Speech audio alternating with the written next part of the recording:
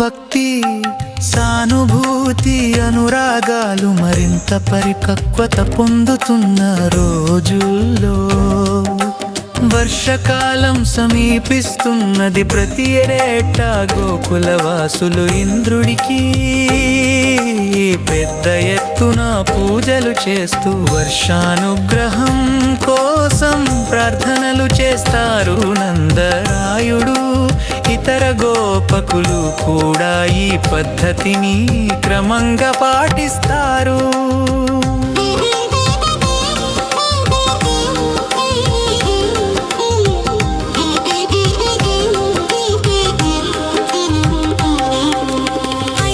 కృష్ణుడు చిన్న వయస్సులోనే ధర్మం పరమార్థం గురించి బోధించే స్థాయికి చేరుకున్నాడు. ఆయన నందుని వద్ద నిలబడి ప్రశ్నించాడు, నాన్న మనం భూమిని కరంచే ద్రవ్య సాధనాలు, పశువుల కష్టాన్ని చూసి గోవర్ధన పర్వతాన్ని పూజించాలి. వర్షం మన కర్మను చూసి ప్రకృతి ప్రసన్నంగా ఉండాలి. ఎందుకంటే గోవర్ధనమే మన జీవనాధారంగా నిలుస్తోంది. కృష్ణుని ఆత్మవిశ్వాసంతో కూడిన మాటలు గోపకుల మనస్సులను తాకాయి. వారు ఈ సంవత్సరం గోవర్ధన పర్వతానికే పూజ నిర్వహించారు. బలేలు పూతలు నైవేద్యాలతో పర్వతాన్ని శుభ్రంగా అలంకరించి భక్తితో పూజలు చేశారు.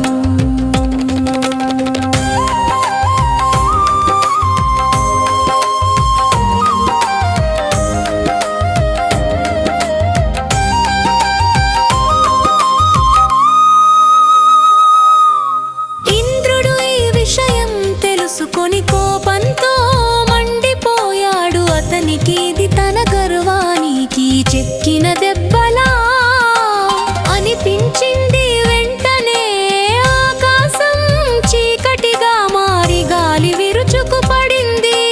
వరుసగా మేఘాలు గర్జించి కడగండ్లా వర్షం పడసాగింది. గోకులం అంతా భయాందోళనలో మునిగిపోయింది.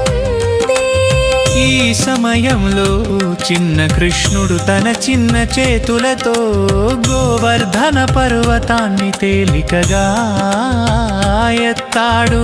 అతడి పాదాల క్రింద పర్వతం నిలబడి శరణార్థులైన గోకులవాసులందరికీ ఆశ్రయం కలిగించింది. 6 రోజులు 6 రాత్రులు వరుసగా వర్షం పడినా పర్వతం కింద ఉన్న వారికి చిన్ని తడిపోకూడలేదు. ఇంద్రుడు చివరికి తన దూకుడు అణుచుకొని భగవత్ స్వరూపాన్ని గుర్తించాడు. తన తల వంచి కృష్ణునికి క్షమాపణ చెప్పాడు. కృష్ణుడు చిరునవ్వుతో అతనిని క్షమించి తిరిగి తన దేవతా స్థితికి పంపించాడు.